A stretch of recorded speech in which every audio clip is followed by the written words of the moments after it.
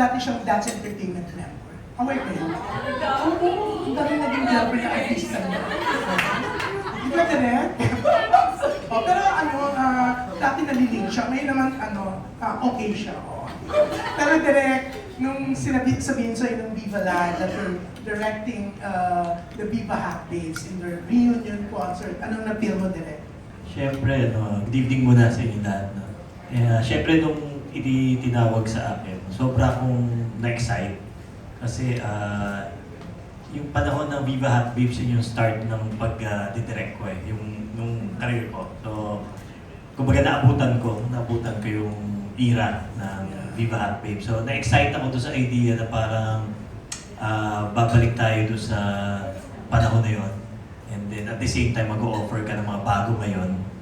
And karamihan naman sa kanila, mga naka-work ko na rin sa TV, sa movie. And kumbaga natutuwa ako na nung magsama-sama sila, kasama ko doon sa reunion concert nila. So very thankful ako sa mga bosses ng Viva na ipagkatiwala yung isang ganitong kalaking project. Kasi hindi natin alam kumbaga parang after more than 20 years sila nagsama-sama ulit.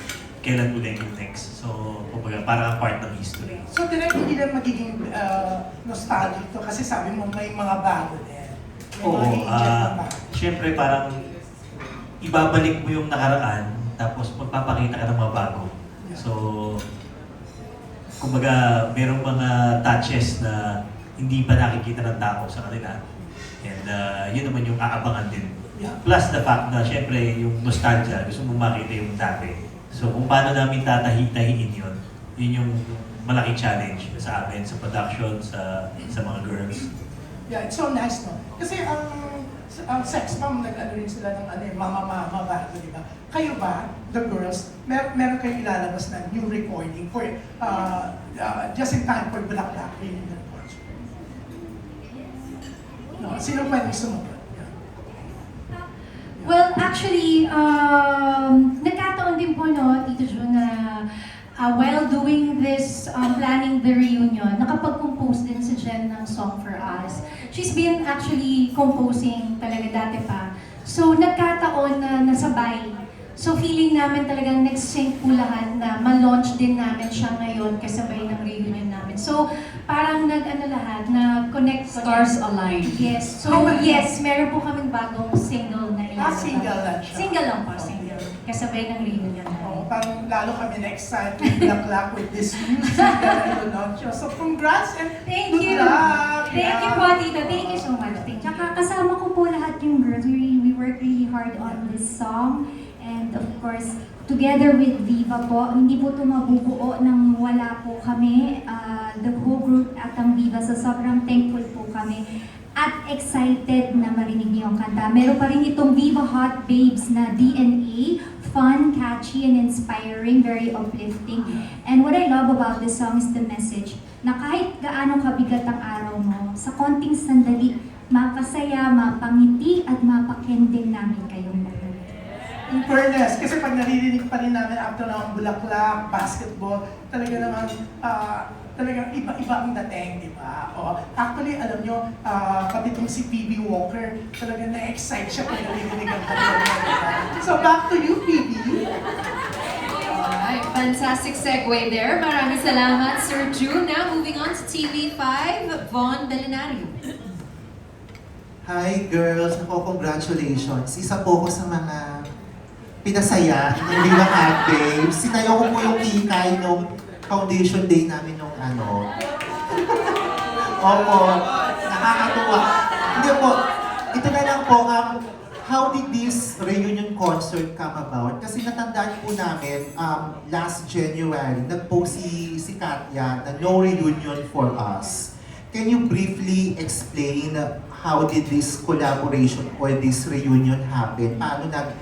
Paano nangyari ito? Yes. Actually, oo nga pala, good evening po sa inyo lahat. Hindi ako nakabati kanina. But anyway, going back to your question, yes, I am fully aware. I said early January na there's no reunion happening for all of us. Kasi nga po, that time, we have our own personal priorities.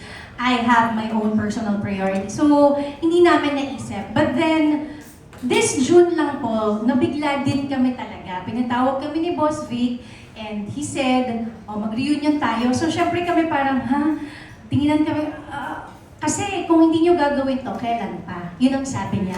Ngayon ang panahon ng lahat ng mga nagre-reunion. So gawin na natin to.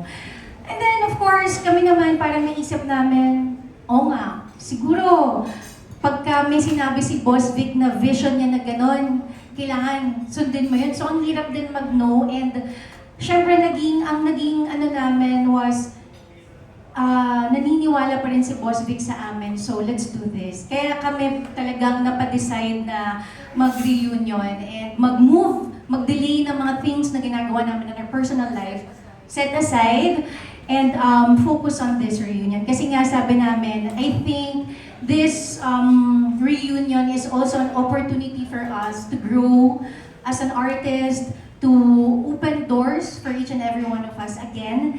And yun nga, minsan lang to darating. Grateful kami na meron kaming Boss Vic, meron kaming Viva na magsusupport sa amin. So, nag-decide kaming lahat na, okay, sige, let's do this. That's why, nabuo po siya ng sobrang mabilisan. Kaya medyo nape-pressure kami kasi talagang ang bilis po ng pangyayari.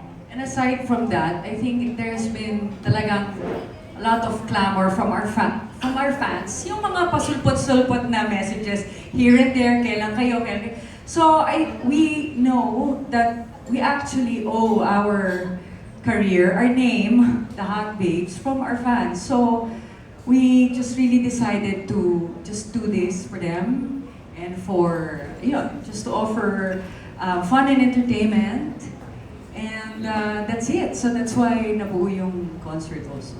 That's good. And that brings me to my next question. To my last question is, Andre, anyone can answer. How do you feel that you're not just part of Philippine entertainment, but you're part of Philippine pop culture in general? I mean, whenever we heard Viva Hot Babes, it's you girls. I mean, mula elementary, high school, college, kayo yun. Parang mas lalo akong tumatanda.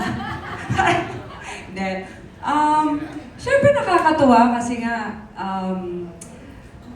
we can't help but reflect on all those years and yung naabot namin as a group.